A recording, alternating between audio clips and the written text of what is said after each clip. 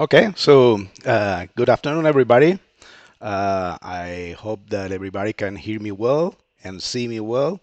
I think this is the first time that I run uh, an installation like this so complex that I'm going to switch cameras and so on. I hope that it goes smoothly, but if it doesn't, just feel free to make any comment and I will try to solve it as soon as possible. Okay, so for today's session, I'm going to start with a presentation, with a very short presentation to introduce the topics that I want to show you in the live coding. I promise that it's going to be very short. The big part of it is coding, so if you are here just for the coding, stay, it comes. And I will briefly introduce these topics and go into the code itself. The repo of the code is a public one. I will tell you in a moment. So you can repeat that later if you want to, and you can go through each of the steps that I did. Okay? So let me go with the presentation, and let me put the presentation here. And well, a very brief introduction. Lucy did a great job at saying what I have done in the past. Uh, for a while, I've been a consultant and an instructor. I've been doing Android since the beta, and I was doing iOS since the first release of the SDK. And I wanted to learn more of this, and so I decided to quit my job and become a full-time developer for mobile platforms. But while doing this, I have had to work with teams that also had some back-end stuff. So I have been doing some of the stuff that I'm going to show you today also in Go, in Golang, and I'm trying very hard to learn Rust. So I'm still not there, but very close. I do trainings, and they are in the URL that you have on your screen. Feel free to reach me by Twitter, that you have my handle down there, or any other means. Okay. So let's go with the presentation, and this is going to be fast, as I said. The webinar today is going to be about how to take control of a code base that has been handed on to you. Now you have the responsibility to add some code to this code base. You have the responsibility to do it in a proper way. And sometimes the current state of the code base is not as good as you would like it to be. So what can you do? Well, these are the steps that I would recommend you to do in a case like that. Uh, but before I start with the technical part, I just want to make a very, very brief shout out to the people who has helped us to do this. I mean, like, it's a very hard moment for all the people around the world, and we have to be cautious, and we are safe because there's some people taking care of us. There's people taking care of us in hospitals, taking our picking our trash, bringing food to the supermarkets, and I'm really thankful for that, and I want to say it loud. Okay, let's go with the technical part then. And the technical part is going to be about these topics that I'm going to tell you. First, I will show you what is the code base that I was going to modify and how I got to this code base, what I did as a code review. I will just show you the most relevant details. And then I will define an evolution. The evolution is not relevant here, but it's something that could be done to this code base. So you will need a certain feature to be included, and you want to do it in a safe way. So in order to do that, you would like to introduce tests, but most likely, and that's why I chose this code base, is not going to be very easy. There are going to be some things that can be improved in the code, and for doing that, we are going to make, in this case, a seam. We are going to find a place in the code where we can separate things, and we can add tests to the part that we care about the most. Okay, so in order to use that seam, we are going to add some refactoring, and these automatic refactorings that I'm going to apply are going to keep safety while we introduce the test. Keep in mind that refactoring means changing the code without changing its functionality. But in this case, while the only way that we have to prove that the functionality is there is just by doing some things that are very, very safe, since we don't have any tests yet. And once we do that, then we will be able to introduce the tests, which is the main goal of all this refactoring thing. Okay? So, before, please, you cannot, you cannot, oh, sorry about that. Let me, let me go with the other, so yeah, I chose the wrong one. Let me go with this one. Sorry about that. Thank you, Lucy. Uh, So, uh, I don't want to pretend that this is going to be improvised here. No way. I did my homework before getting to this part of the webinar, and I downloaded a few code bases. And what I'm going to show you here is the result of that. I had to review code. I was looking for some code that could be used in a way that was able to show you the concepts that I was trying to convey here. The code had a few requirements from my point of view. I wanted it to be Kotlin, at least most of it. In this case, it's all of it. I didn't want it to have a lot of tests because then that spoils the whole purpose of what I'm doing.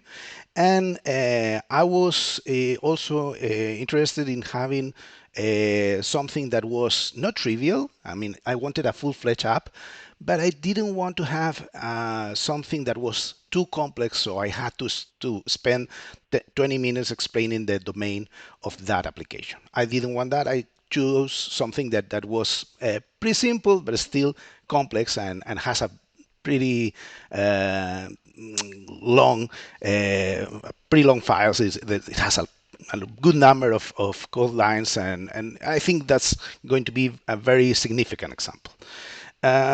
Well, when I downloaded that, I did the process that I'm going to summarize for you now. And I took some notes, I organized them in a way that I could take some of the steps out, so because they didn't mean a lot for the process.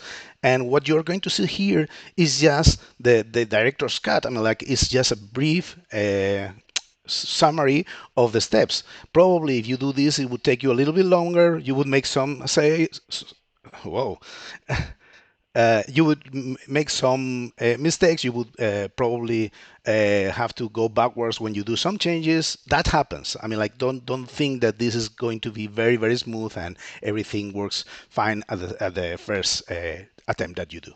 The application that I chose was a Simple Notes Pro. This application is available at the Play Store, so you can download it in your device if you want to. It's also available at the F-Droid Store. I don't know if you are familiar with F-Droid Store, but it's another store that you can download applications for. And this store can be used in order for you to download applications that share their code, that are open source. So that's why I try to go through many alternatives on this store, because then I knew that if the application was there, the source code was going to be available. So I got with this application, and I want to thank Tibor Caputa, who is the developer of this application, for sharing his code. And I want to make it clear, I mean, like, this is no criticism of the application. I think that the application does its job. That's the first step that you have to accomplish for any application. And as any other code, as the code that I write, as the code that you probably write too, it has things that can be enhanced. And here I'm going to suggest some things that can be enhanced. Again, if you want to go and check this application, you can go to the F-Droid store. It will point you to the GitHub repository. And if you go to the commit ID that I gave you there in the slide, you will be able to see the same process, to follow the same process that I'm following here. Okay, so let me stop this. Let me go back to the other one, to the one that I was offering you before. So hopefully now it is right. And What I'm going to do here is show you how the application is organized when the first time you open it. So one of the things that I would like to show you is that it only has a big module, which is the COM Simple Node, Simple Mobile Tools Nodes Pro, and inside of that it has some sub packages. So it has activities, it has adapters, it has databases, dialogues, etc. The main thing that I want you to notice here is that most of the code is organized around SDK objects. They are subclasses of the SDK objects. So it has activities, it has fragments, it has services. It also has interfaces, but I couldn't see that the interfaces were here being used to apply the dependency inversion principle. So they are separated in a different folder. Probably they have their purpose, but I didn't fully understand why it is organized like that. Then I want to show you some other code that you have here. So probably you could be curious. I was when I was trying to download this to inspect this code, that there is a databases folder here. There's a databases package, and there is the nodes database. If you go here to the nodes database, you will see very clearly that this is a room database, and take my word for it, it is not using any other architecture components from the Android SDK. So by that I mean view models or the navigation. No, it's only using the room database. So another thing that I would like to show you here is that in this nodes database, if I go and visit the node, then you will see that this is a plain data class, a Pojo in the Java meaning, and this data class offers only a little bit of functionality, so it's mostly data. It doesn't have any business logic in the data class. Okay. Another thing that I would like to show to you here is how things are organized. And probably our best candidate here is to visit the main activity. And the main activity, well, is pretty long, I would say. 1,000 something lines. Okay, so one way to go around it and don't spend 5 hours visiting this is to try to see the structure of this file and go through all the methods. So you have command F12, and here what I'm going to do is go to a method that is usually very telling, that is on options, item selected, menu item. Okay, why do I go there? Because this is where the user taps on the button and they get the functionality, like adding a note, anything like that. Let me show you the application here and you will see what I mean. So this is the application, and this is the application running, and it has a swipe area here that allows you to change from one node to another. And you can type the content here, you can edit it, and this menu is the one that I was mentioning. So you can do plenty of things here. So you can add a new node, you can rename a node. So all the things that are more or less related to this domain logic. Okay, so let me go back to the code. Let me try to go back here, and here you can see that it has a method for each of these different items that you have in the menu. I'm going to visit one that I think is more telling, which is this share text. And as you can see here, there are a few things happening here. First, it does know about things that have to happen at the level of a node. So in some way is breaking the encapsulation of the object-oriented programming. Okay, the other thing is that it also does some display. So it prints a toast here and takes care of displaying some information to the user. Not only that, in the same method, it also takes care of navigation. Okay, so at the level of the activity, everything is more or less happening there. And that's something that is very, very hard to test because I mean, we have to do a lot of mocking and assume that everything has an effect. Change every test that you write is going to be very, very easy to break. So you don't want that. What we would like to have is some logic that is somewhere else, that is happening in some other places. If I show you now a different method, if I show you now the refresh one, this one here has uh,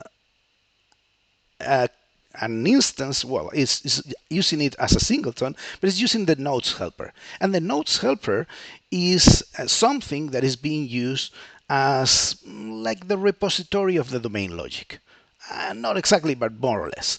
So that looks like an excellent candidate for starting the test. Let's see what happens there. So here I go and do Command B and visit this nodes helper. And again, let me show you what the methods are here, and you will see that you have some methods. So you have get node ID with path, get nodes, get node with ID, insert or update node.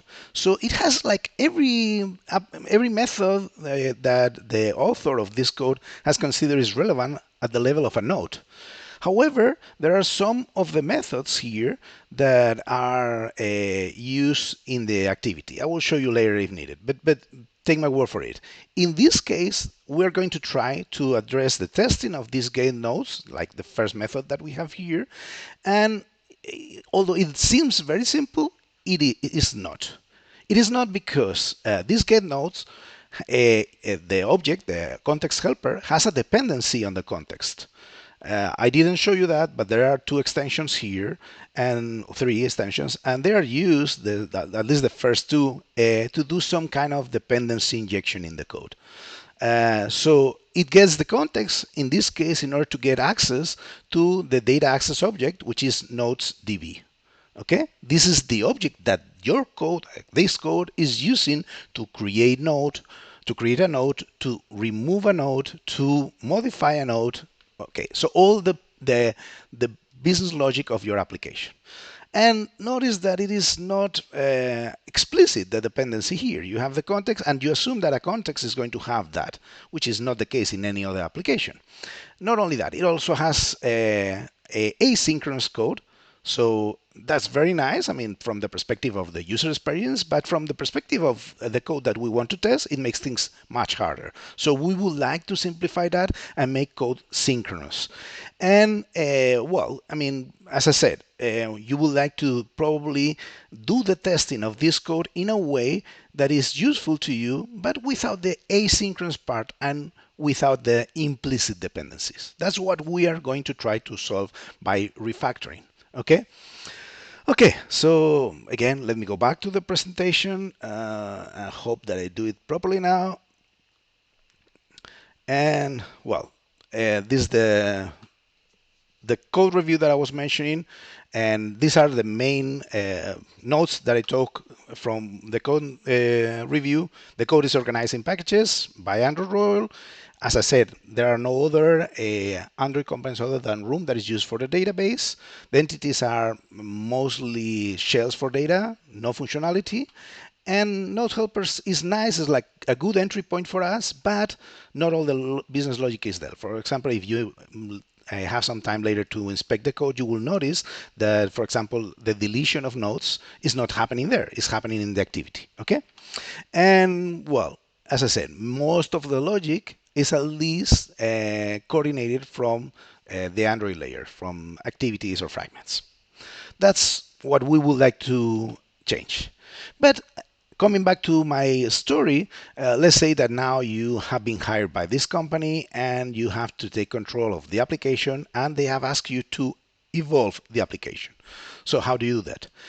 Well, first you have to take into account what is the evolution they are asking me to do.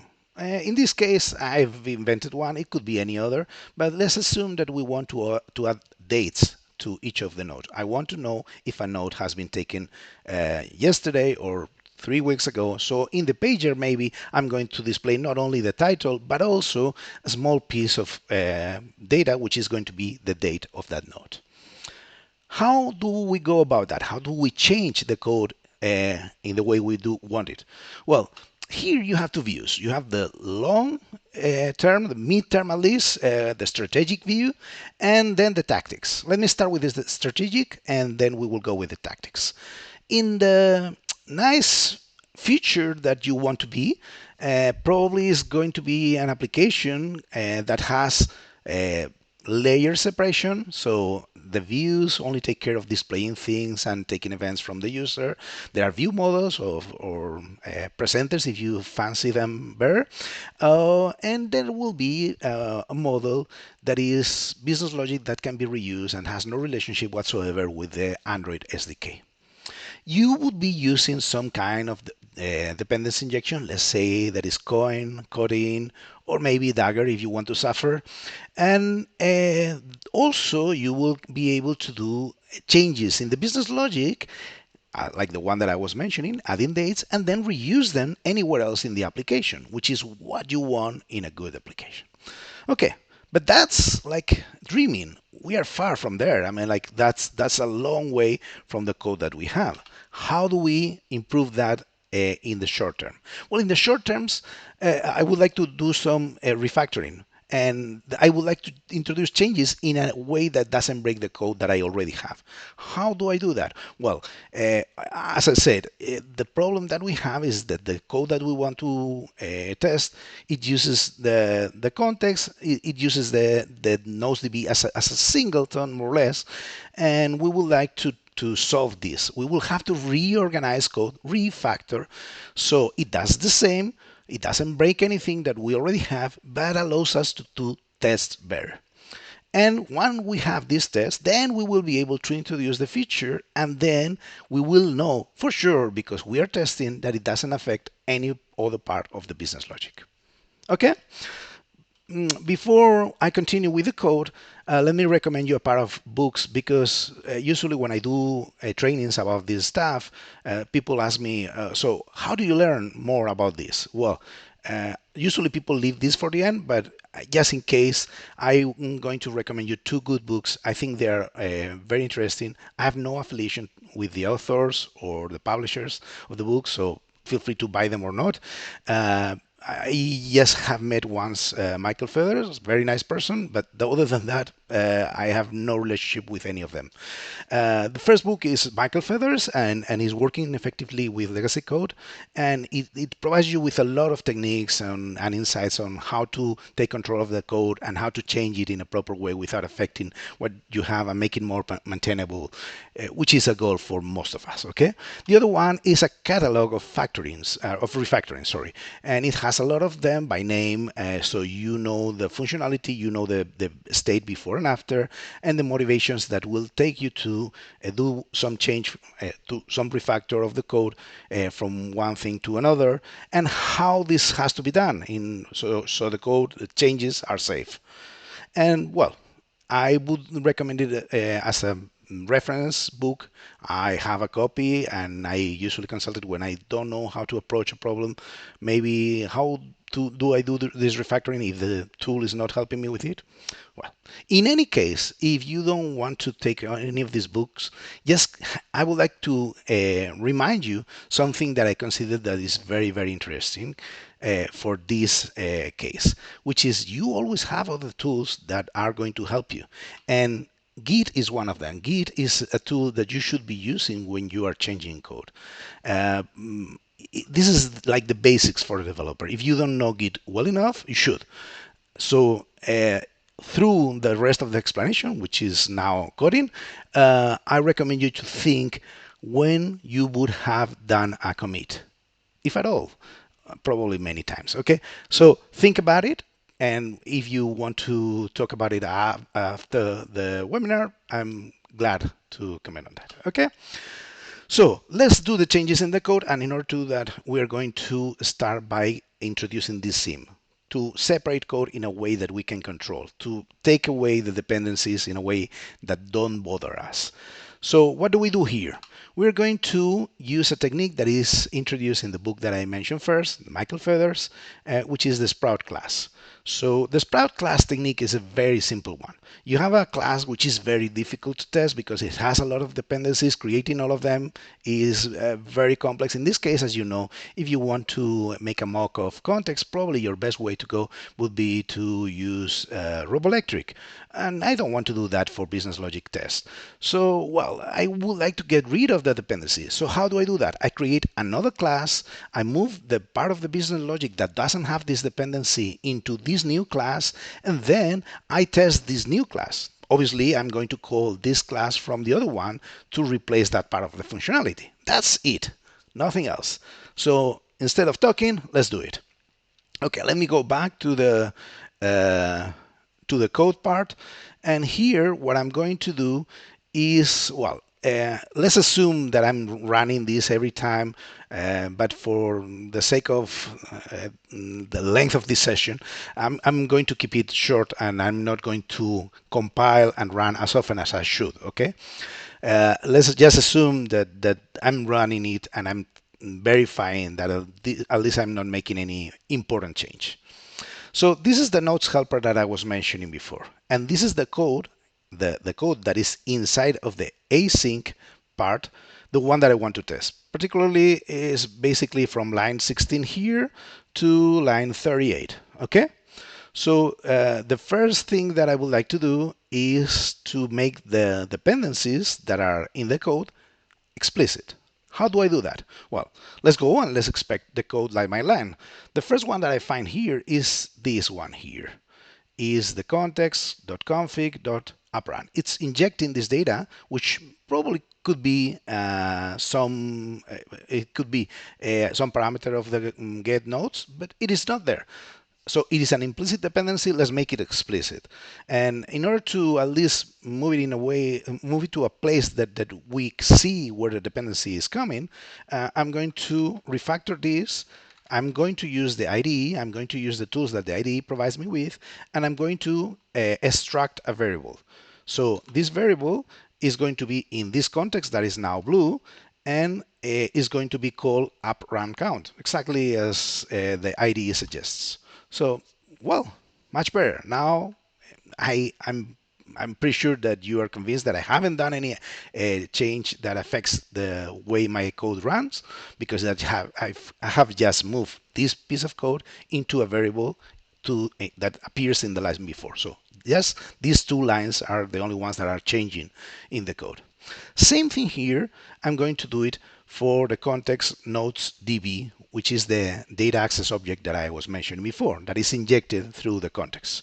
So how do I do that? Again, Control T, and I'm going to extract this as a variable, and it says whether I want to do to replace the 4 currencies. Yes, please, I want to replace the 4 currencies.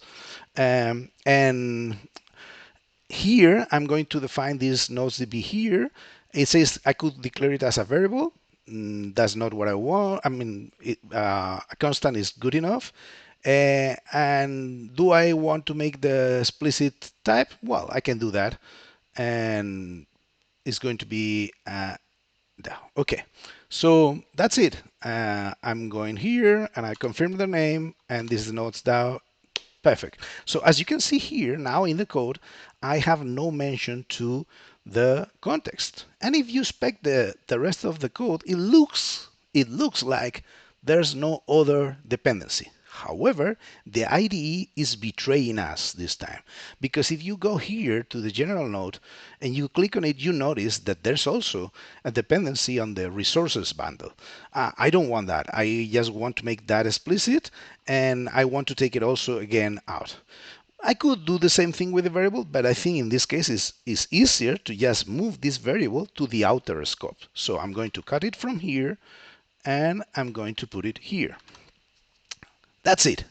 That's everything I wanted to do regarding reorganizing the code in a way that doesn't have the dependencies implicit there, okay?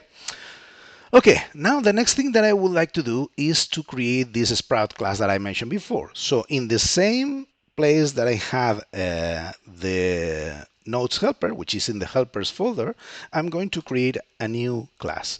And this class obviously is going to be a Kotlin one and is going to be called nodes repo. Repo. Okay, so this is a repository of nodes and it's going to do all the business logic applications of our nodes. Straight enough. So now we add this to Git, and obviously we're going to create this class nodes repo here. And what do we do with this class? Well, the thing that I would like to do is to move the part of the business logic that we had in the helper to this nodes repo. So the, before I do that, I'm going to select the functionality that is being done here, and I'm going to use again another extraction from the ID. I'm going to extract a method, and I'm going to call it getNodes exactly as it was called before. No nodes. Uh, this is just being a little bit picky, but I prefer to have the nodesDB as the first parameter, and that's it. So I have this private method here that does the same logic. So I have reorganized the code in a way that is easier to understand.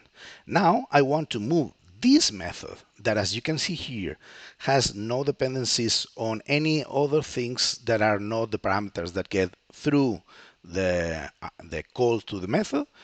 I would like to be able to test that. So in order to do that, I'm going to copy this code, plain copy. I mean, like no tool, no fancy tool here. I'm going to copy this tool and I'm going to move this to the nodes repo. Okay, it tells me if I want to import those. Yes, I want to import them. And what I would like to do now is to have this nodes repo as an instance variable, a member of this class. So I'm going to call this private val nodes repo. And so I don't need that as a parameter of the get nodes. The reason why I do that is because nodesDB is the data access object, and I'm going to use this through all the methods of my nodes repo. So I better start there. Yes, and finally, I would like to have the parameters in one line because I think it's more readable for you at home. And this is the method that I would like to test. Pretty easy. In order to be sure that I'm doing this properly, I would like to do the change here. And the change that I'm going to do is, well, first I'm going to duplicate this line, and here I'm going to use the method rather than the local private method that I have here. So I'm going to create an instance, and that instance is going to be here in the nodes helper. So I'm going to say private val nodes repo, which I'm going to instantiate at the beginning. Later on, I will have to inject this. So this nodes repo is going to take a nodesDB, and in order to get the nodesDB, the only thing that I have to do is use the variable that I have. So notice that I'm not changing anything, I'm just moving things around, okay? But in a way that now I can use this instance of nodes repo, and I can invoke the get, well, I think I left it private, so let me make it public, obviously, otherwise I'm not going to be able to call it. So I'm going back here, get nodes, and what I need to do here is to pass the two variables, the app run count and the general node. Perfect. So I can now get rid of this line and this line, and if I compile and run my application, I will be getting exactly the same results as before. As I said, I have just reorganized the code, but by having this Sprout class here, I have something that is far more testable. Okay, so let's test it. Let's go to the nodes repo and let's create a new test class. So I do Command Shift T, and it asks me, are you sure? Do you want to create a new test? Yes, I do want to create a new test. And notice here, I'm going to use JUnit 5. It says JUnit 5 library is not found. So fix it. Let's start by fixing it, okay? I'm going to do the fixing. It's going to complain because it doesn't know how to do this properly. And what I'm going to do is cancel this for a second, go to the structure of the project, and here in the dependencies, I'm going to change a little bit the app dependency, because as you can notice here, Jupyter has no version number, and that doesn't like it. So let me get rid of one of the instances. I probably clicked twice, or the IDE did something wrong. And the other thing that I want to do is to choose the latest version of JUnit 5. Okay, so that is uh, more or less what we wanted, because I don't want to go back later and change and add some dependencies here. I'm going to add Mockito Kotlin here. So I'm going to use com and what is NHAARM dot Mockito Kotlin 2. With this, I should be able to find Mockito Kotlin, and what I'm going to do is to add this one in the latest version. That should be it. Now Gradle is syncing, and hopefully everything is ready to do testing. What I'm going to do is to create a test. I create a new test. The test is going to be called nodes repo test, and it's JUnit 5 as I wanted.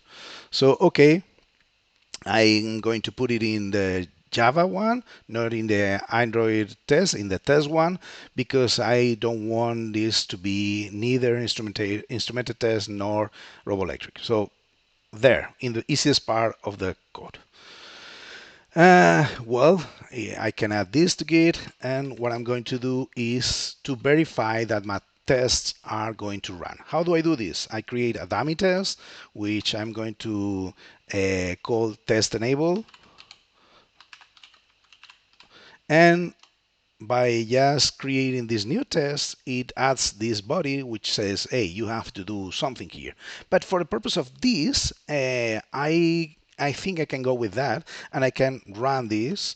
Let me try to run this. In this case, I need to run it. So here I run the test, and obviously it's not going to pass because the to-do is going to stop anything from passing. And that's what I want to see. I want to see that a test is able to run and is so able to fail. Hopefully, not test found. Really?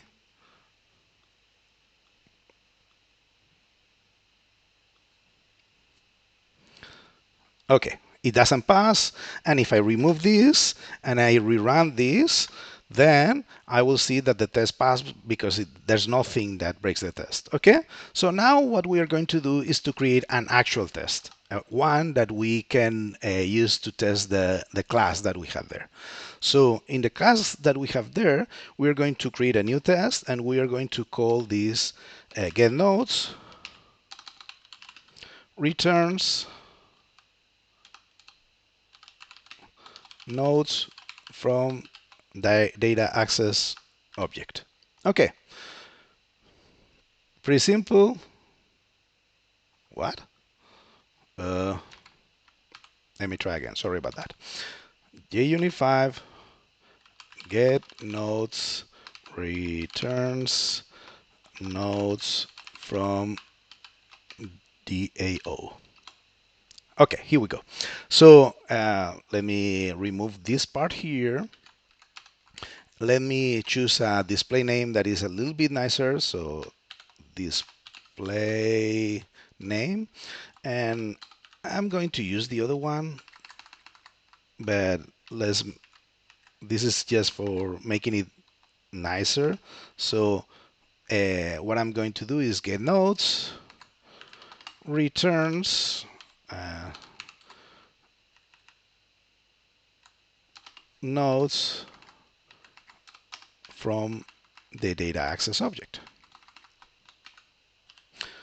Okay, so as you know, every test has like 3 parts, and this is what we are going to implement here. So it has an arrange part, it has an act part, and it has an assert part. Let's go step by step and let's try to test the nodes repo that we have. So we are going to create here a val that is going to be called suit. This is the system under test. In our case, is the nodes repo. And this is going to be type nodes repo. And we are going to create an instance. But when we create an instance, you will see that, oh, I need to have an instance of the data access object. So let's mock it. And that's why it's so cool, because now I can mock something and do the test. So now I can create a mock, well, DAO mock, and I'm going to make this, I'm going to make this nodes data access object type, and I'm going to create an instance by using the Mockito method. So far, so good. I have a DAO mock. DAO, let's just call it mock DAO. I don't like DAO mock, sorry. DAO, much better. So here I'm going to use this mock DAO as the parameter that I need to create the system under test. The thing that we are going to run is we're going to create a list of nodes that we have retrieved from the get nodes. And obviously this is going to be the same thing that comes from the data access object. Let me show you the logic that happens here. So in the get nodes, there are four things that are happening.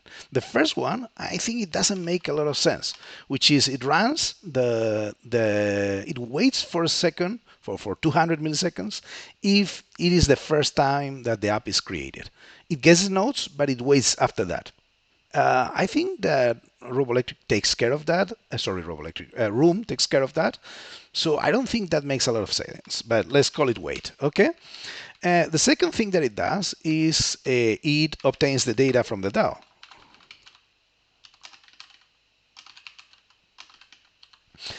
Then it goes, and since data can be both in files and in the data in the room database, it goes and tries to find which of the nodes that should be in a file.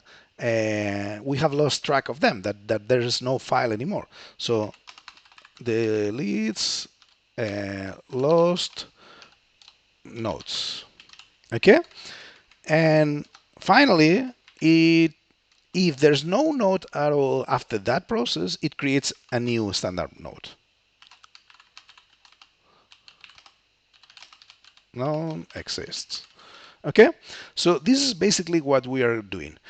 I'm going to run this. The first test that I would like to do is just to test this in a way that we can create this code and that we are going to create the nodes immediately. We are not going to try to delete anything. I have codes for that, but I would be running out of time. I'm a little bit tight. And obviously, this could also be tested later. Okay, but in this case, what I'm going to check is that what I put in, what I get from the data access object is exactly what I return.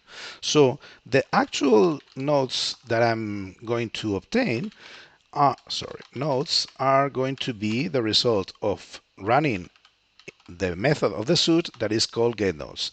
And in this case, I'm going to run an up run count of 2. It could be any number. I just don't want to make it 0 or 1 or anything less than 0, because then it would wait for the 200 milliseconds, and then that would make my test slower. I don't want that, and I don't think it provides any additional value. So that's what I'm making it to. And as for the name of the general node, same thing. I don't need anything for this purpose because I'm not creating a new node, so I make it the empty string. What I would like to do here is to compare it, but to compare it with what? I have to deal with the mock, and I have to to use the mock as an stub. So when I ask it to do something, it will return whatever I want it to. So what I'm doing here is I use whenever, and I use the invocation of the mock DAO that has the get nodes, that is the one that we are expecting. And here, notice that this invocation comes exactly from this code here. This is what I want, what I'm saying. When you get this invocation, I want you to reply with what I'm going to tell you now. So the then return here is going to provide a list of expected nodes. So let's create this list here first. Sorry. Let's create this list here first. Expected nodes.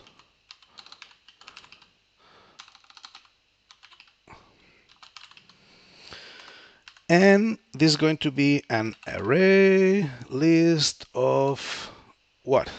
Well, an array list of nodes. So I'm going to create a first node that is, I'm going to import it obviously to make this work. And it needs an ID, it needs a title, and it needs some content.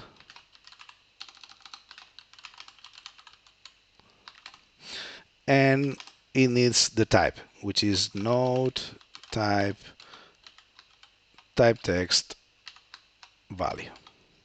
I don't like this notation either, but this is the way it is written. Okay, so now I duplicate this one, I put a comma here, and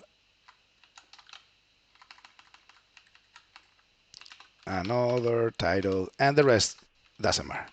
Finally, in order to pass the test, well, I'm going to pass these when I get asked, expected nodes. And what I expect to happen is that the result of invoking the system under test, our nodes repo, with the getNodes method is exactly what is provided by the DAO. So expected nodes needs to be equal to actual nodes. And unless I have made any mistakes, this should run and pass.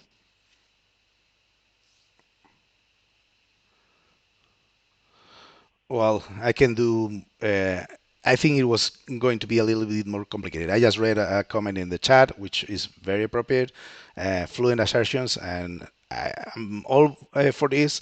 But in this case, I wanted to go for the things that the maximum number of people could know and don't complicate it at all. So, I, if you want, I can continue later and do another test. But let me finish with well. As you can see here, this test is passing. This is verifying that the functionality that we have moved here, at least some part of it is running properly. The next test that I would have to do is, well, what happens if I want to verify that there are some nodes that have a file that is missing? Does it remove them from the code? And hopefully it does. And how do I test that? Because it has a dependency on the file class. If you want, we can stay and do that. But let's assume that I have done all the tests. Now I could run, I can add this functionality and the thing would be testable. The things that we are adding, we would be able to test that they are not breaking the previously existing business logic code. And not only that, also that we would be able to test before we deliver the new functionality that we have added onto the code. So just to finish with the presentation, I hope that by now you see that there's some hope for us that we can change code in a way that is trustable, that we can trust the changes that we add, in a way that is not very hard, that we can introduce some changes and get to this code to make this code easier to test. And not only that, this catalog of refactorings that is available in that book and in some other sources, there are web pages, there are some other sources that you can use to see some other refactorings. And not only that, you also have the IDE that offers you some. I mean, that doesn't help you very much with moving a function from one class to another in this case, but it did all the things with the variables, extracting the variables, and so on, which is very helpful. If you think that that's helpful, then you can then introduce the test, which is, I think, is the most important part, but something that we couldn't have done unless we have refactored the code. Keep in mind that once you have introduced the test, you also should refactor your code in a way. For example, here, let me show you that. Mm, this part of the code here is not very functional. If you are a little bit into functional code, you know that you can write this very much shorter. So probably you would be applying a filter and a map, and that would be it. And yes, I think you should do that. You can rewrite the code, you can refactor these changes. Not only that, if you do things in the code of the test, you should also take care of refactoring the test in a way that is the quality of your test is as good as the quality of your code, of the code that you send to production. So let me finish with this. Uh, I hope this has been useful. I have a few more examples. I have no problem in staying and do them here, but I just didn't want to go beyond the timeline that I had. So feel free to ask. This is my Twitter handler. If you want anything from me, just send me a tweet. And this is the URL of the where I am mostly based. And now, Lucy, I think.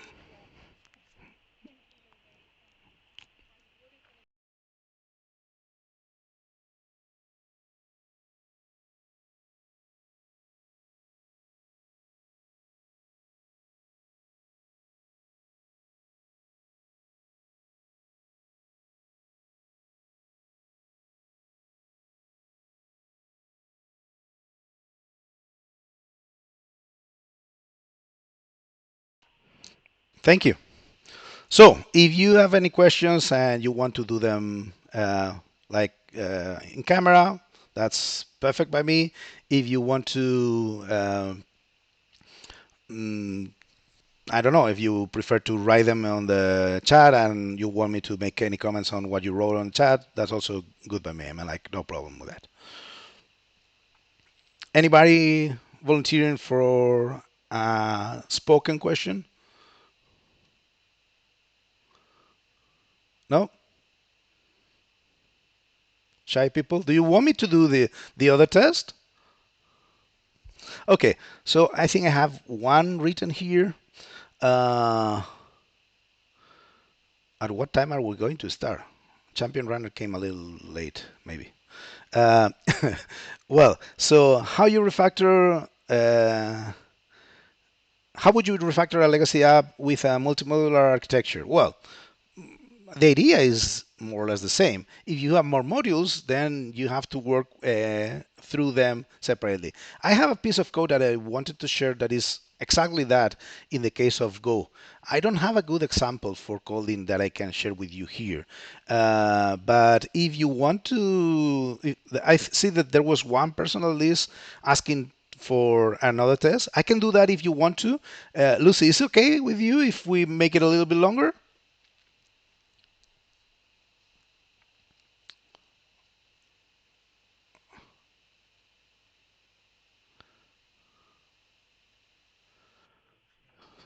Okay, Francesco.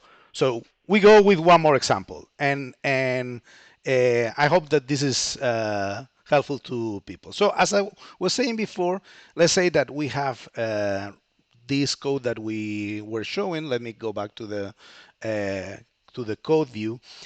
Here, the second test that I would like to do is testing that if I have some deleted nodes, I am able to verify that the nodes are being done are deleted from the list of return nodes. Okay, so what I'm going to do is mostly the same thing. I'm going to write a test that is going to be very similar to the one. For sake of brevity, I'm going to just copy it. Okay, so I'm going to copy this here, and what I would like to do is obviously the name of the method is going to be uh, doesn't doesn't return nodes with lost files. Okay, this is the one that I want to create with lost files, and obviously not returns, but does. This is the test that I would like to do now. Okay, and there are a few problems here. The main problem that I have is now I'm going to create another two nodes. So let me fix this code. So I'm going to, let me show you the node before. The node is here. The node has all these fields and has a default value for the path. And the path is something that is being used in case the node is file-based instead of database stored. So what it does is if it doesn't have anything here, then, well, it's a node that is a database. If it has something there, then it looks for the node in the database. Well, cool. So how do we deal with that? Well, we're going to add a node that has an existing path. Sorry about that. Existing path. And we are going to add another node that is not going to have a is going to have a different path that I'm going to call non-existing. I know that these paths are fake, okay? I know that they don't have to exist in your application. They don't have to exist in the actual file system. Actually, what I want to happen is that when I run this test, the file system is not used at all. That's my main goal here. So what I would like to do here is I'm just going to change the IDs. Uh, Still the test it will work, but for later. And the rest I'm going to leave it like it is.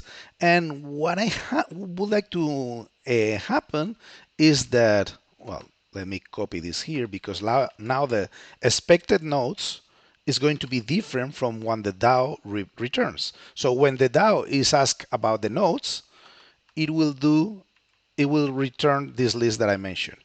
But the list that I want to see as a result of that is the two that are in the database and the one that is in an existing path, not the one that is in a non-existing path, because this one is going to be removed, hopefully. Okay, so this is what I would like to happen. The problem is that the code is not very helpful for this. What is it complaining about? Um, mm -mm -mm. Oh, trailing commas. Okay, so now that I have this, as I was saying, the node class is not very helpful because as you can see here, the node class uses the file path here, but not only that, when I go to the nodes repo, it uses file to verify if the path exists or not. I don't want that. I want to change that in a way that I can control, that I can mock, so I can test it. So how do I do that? Well, the first thing that I would like to do is to take this path is empty, path is not empty, which means that the node is file-based, and extract, again, a variable that is going to be, not variable, sorry. Let's call it here. Let's make a property, a computed property. So Control T, property, and this is going to be a new property of the node class. Is going to be a property with a getter, so it's a computed property, and I'm going to call it is file based. Why?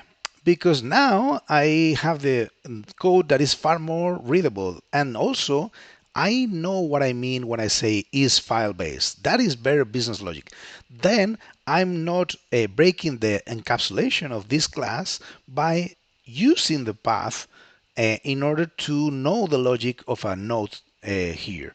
So obviously you could go through the nodes repo and see where the path is being used. So you could go here and you could find usages like Alt F7 in a Mac. I'm not going to do that in order to make it faster. But what I would like to do is to replace this here. So it is the node, and in this case, I'm going to say is file base. Maybe I made it private. Let me see. Yeah, sorry about that. It shouldn't be private, obviously. It should be public. Okay, so now this is more readable, but I cannot test it yet because file is something that I cannot control. File will go and check the file system. How do I do that? Well, in order to do that, what I'm going to do is have this functionality be in the nodes class. I can create another property that is here that I'm going to call it is file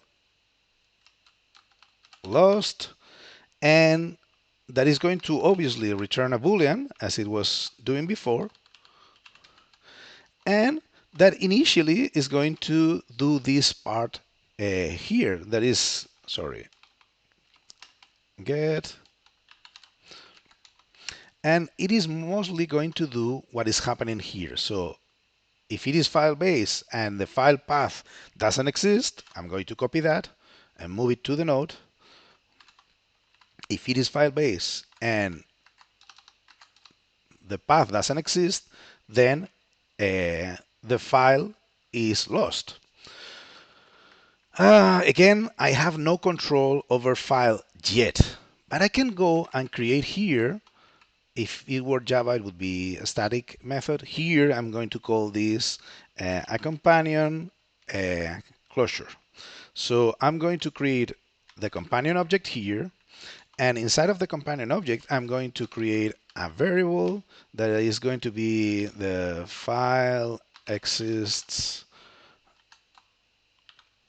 closure, which is going to take a string and is going to return a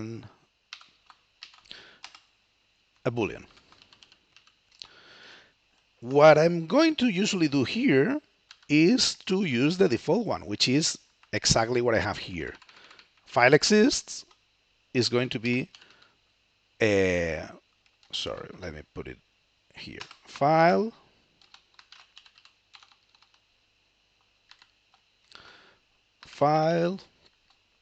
it is the string and exists.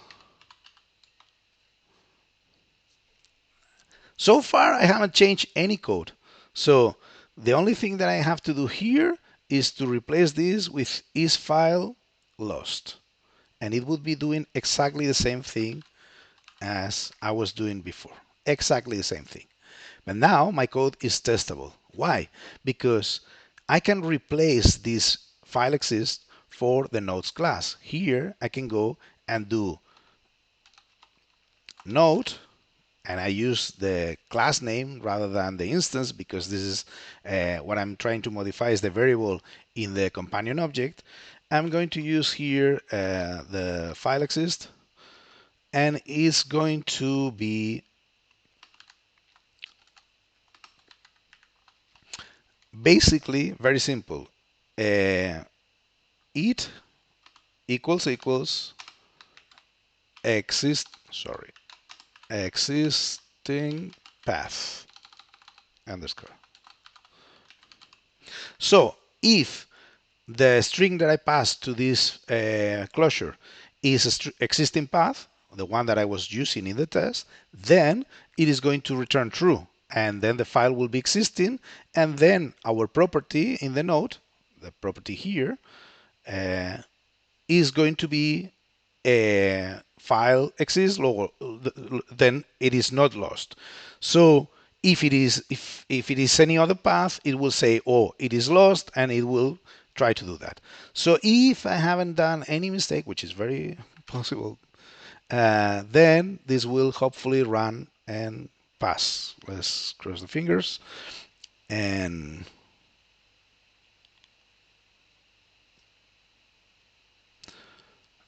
let's see. Oh, one more.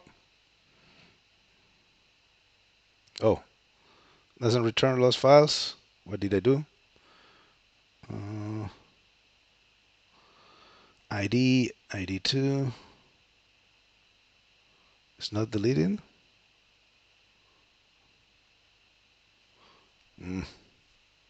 Might be an error here. Well, I don't want to go and debug this here. I don't want to spend the time of in keeping you. Should be some mistake here. If you know what it is, please help me. There's a comment in the chat. Uh, uh, if you have any other questions that I can help with, the process will be that one. There should be any mistake, but it should be doing this properly. I mean, like should instead of talking to the file system, use this closure and then doing this properly. I must have done any mistake here. So if you have any other question, feel free. I haven't replaced the file exist check in the node. Haven't I? Really? Oh, thank you very much. Yes. Uh, yeah, that's it. Thank you. Thank you. So that is a file exist. Thank you very much. It's very hard to be speaking and typing at the same time trying to explain this. So sorry.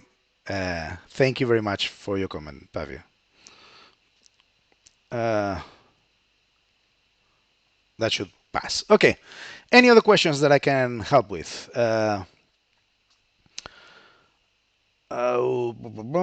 Well, there is one here about dependency injection frameworks, and let me try to move back to this one. So, uh, well, dependency injection frameworks are very useful. I think you should use them. You shouldn't inject your dependencies manually because that helps a lot. And particularly if you're using Coin, if your code base is mostly Kotlin, Coin or Kotlin, choose your poison, are very good and they can do a good job. I have used one or the other depending on the projects, depending on requirements. They have pros and cons, but I like them. Dagger is probably complex. In some operations that they already had Dagger to, I don't say that you shouldn't be using Dagger, but it's far more complex. I have seen in many projects that I have consulted for that people were basically copying somebody else's module because they were not able to understand what it had to be done in order to inject new dependencies. And that's not helpful. You should understand what the process is in order to take advantage. Every developer in the team should be able to take advantage of that. That's my position on that. And regarding libraries to write tests, well, nothing against it. The problem is that I mostly go from one project to another. I want my code to be understandable by as many people as possible. So spending a few moments explaining uh, how the library goes is something I try to avoid. Some of them are very nice. I think that JUnit 5 has helped with some of the stuff that was missing. So, well, nothing against it. Even if you are doing behavior test driven, then even if you want that, JUnit 5 can help you to do most of it. So, well, nothing against it. I don't see the point in many situations, but nothing against it. And refactoring processes for an app that has good activities, no architecture. Yeah, I mean, like everything. I mean, if the logic happens in the architecture, sorry, in the activities or the fragments, that is very difficult to test. The tests are very weak. You don't want that. You want to move that logic into some other layer and then test that layer independently and then use that layer from the activities or the fragments. Hopefully, I mean, like you have some coordination layer, which is either the presenter layer or the fragment or the view model layer. Your choice on that. When do you start adding tests? On the first minute you can. I mean, if you can add tests now, better than a minute later. Uh, I think that as much as you can, you should add tests. And I really believe that I'm totally in favor of having as many tests as you have. I don't consider that your goal should be having a 100% coverage of your code, but as much as you can, and as much as it makes sense to prove that your code is behaving as you expect. And well, yeah, I mean, the Prempal was asking, what do I feel about exposing file exist only for tests? Well, obviously, that is a first step. That is the what I was saying before. This refactoring is getting me to a temporary solution that is better than what I would have at the end. At the end, I will have something that is a class that I inject that it takes care through some interface of verifying that the file system, my instances are there. That's probably a better approach. Some class or some package that takes care of all the details, and using the dependency inversion principle, I get rid of the details. I can replace the file thing with something else, and that's what I would like to have later. I believe there are no more questions. If you feel that I have left your question unanswered, is a right moment to repeat it. I'm sorry if I miss it. Otherwise, I really appreciate your time here. I hope it was useful to you. Reach me anytime. Any other comments? So, thank you. Uh, I go to thank you. Bye bye. Thank you. Yep. Bye.